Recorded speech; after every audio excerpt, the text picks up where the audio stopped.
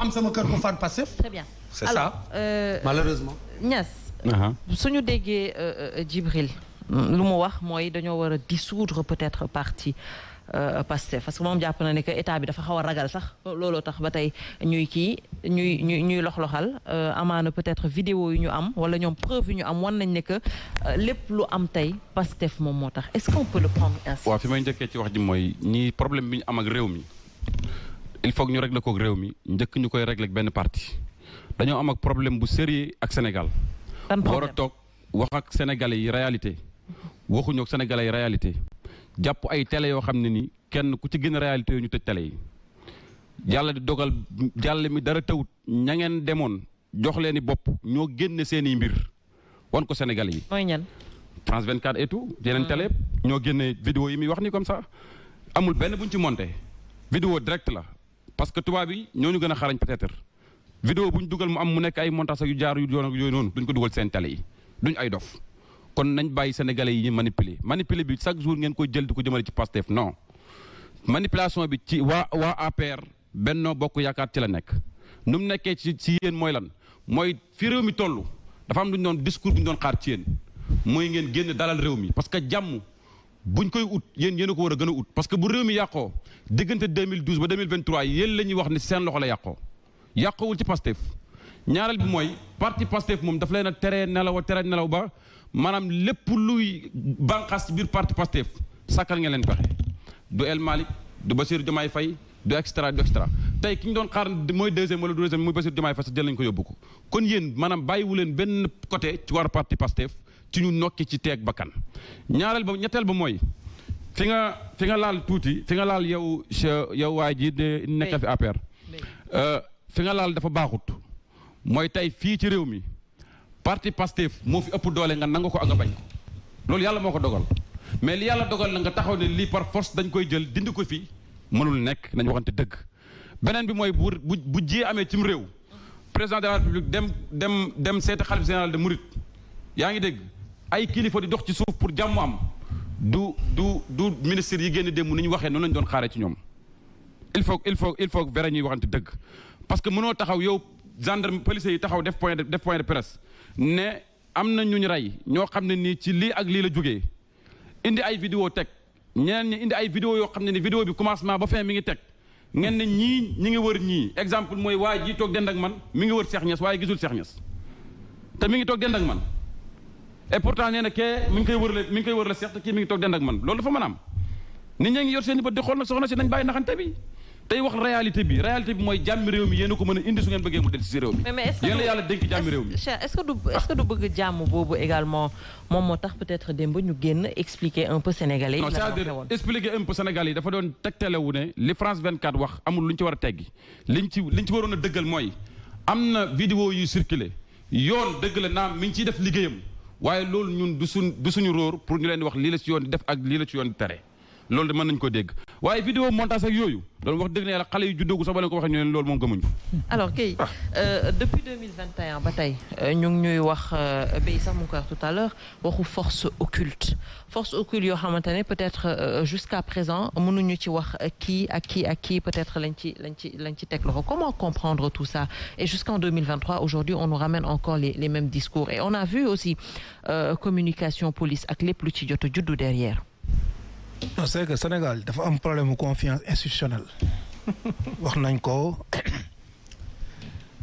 nañ ko je pense que waxaat ko bon les gens ne se font plus confiance et les institutions de l'État nit ñi wóolootuñ leen la vérité c'est ça dans un pays normal j'étais en train de voir la communication du Premier ministre je l'ai étudié avec beaucoup de lecture phrase par phrase détail par détail mais dans un pays normal boo xamante ni wóolu nañ les institutions ñëpp dañu war a demander à ce qu'il y ait une enquête sérieuse pour vérifier ndax l'autorité de l'État li mu wax c'est avéré wala c'est pas avéré parce que li Premier ministre wax ne cibles yi c'était des attaques des infrastructures vitales yoo xamante ni ñoom am nañ ci ay preuves ay pistes wax ba terminer sur menace su l'intégrité territoriale man moom moo ma ci gën a intéressé parce que l'intégrité territoriale boo ko waxee ça veut dire qu'il y a en fait enquête bi fi muy mënee mooy le Sénégal va être divisé ça nécessite ça c'est de la haute trahison mooy jargon bi nga xam ni Assemblée nationale boo fa demee dans les lois organiques au cours de la justice bi ñuy wax loolu ku mu dal c'est-à-dire que tu as trahi le peuple sénégalais tu as trahi l'État du Sénégal xam nga ça c'est dans la communication du Premier ministre su fekkee amul confiance institutionnelle dans le pays bu fekkoon dans un pays où l'indépendance de la justice nit ñi dañ ci travailler ba ñëpp wóolu les institutions de la République enquête bi ñëpp moom la ñuy xaar maanaam du am débat sur je veux dire maanaam un débat politicien wala débat partisan mais day am débat sur en fait la République ñëpp opposant ñëpp dañ naan nañu enquête bi leer boo demee Canada boo demee États-Unis mais foofu pourquoi mu mën a am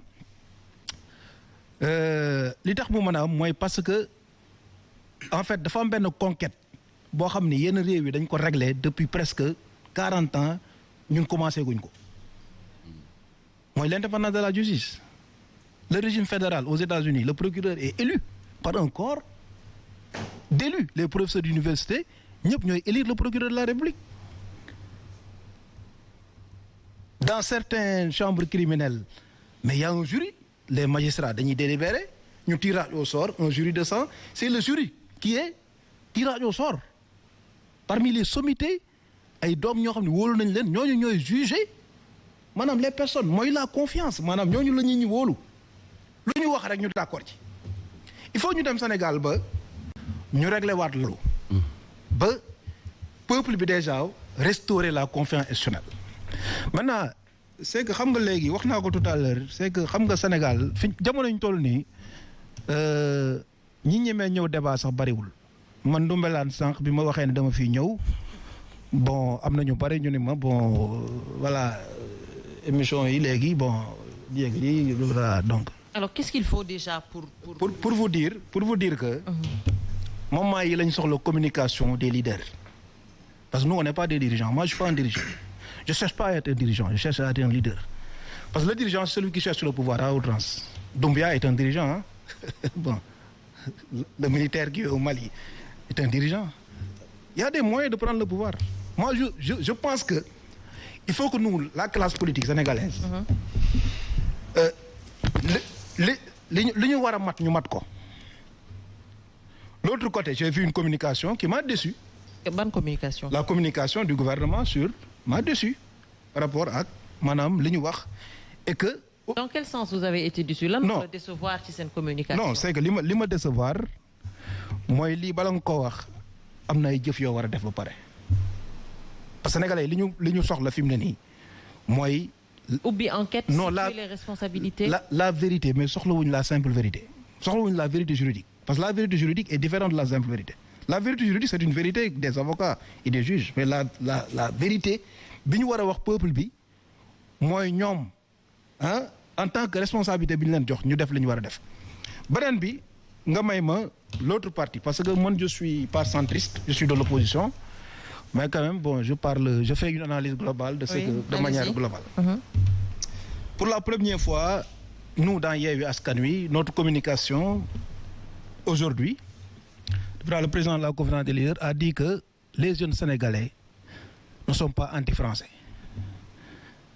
Ne sont pas anti-français, bon, oui. Voilà, pour justifier le fait que la jeunesse sénégalaise, la jeunesse africaine de manière générale, la jeunesse sénégalaise, li muy def nii laalul Auchan, laalul c'est pas anti-français, non.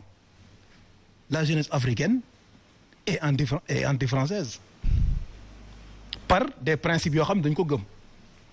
C'est pas parce qu'on veut aujourd'hui que la Cour pénale internationale, que la France valide notre requête à la Cour pénale internationale, que nous, opposition, on doit dire que la France est notre allié. Attention, c'est un débat de profondeur. Il faut que aujourd'hui, regarde.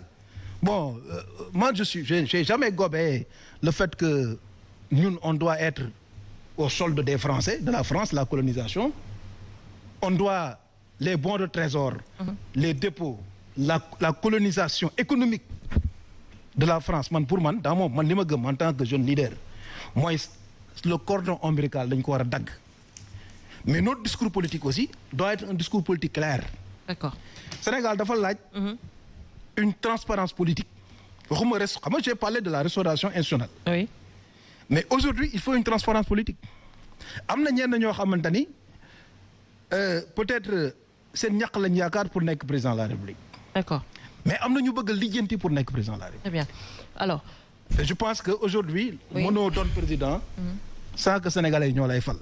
C'est très clair. Notre communication doit être une communication claire, dans la dignité. Bu la Sénégalais yi joxee 1%, nga xam ni 1% nga am. Bon, la majorité nga xam majorité. D'accord. Alors pour résumer, mais on doit sortir à tous les niveaux, de la communication de manipulation. Pour résumer, yow tamit vous peut-être vous avez été un peu déçu par rapport à cette communication. Dañoo waroon d'abord situer peut-être les responsabilités, dire clairement ce qu'il y a dans ce dossier. Omar, la dernière fois nga ne woon waaw, il fallait qu'on coupe le signal de France 24.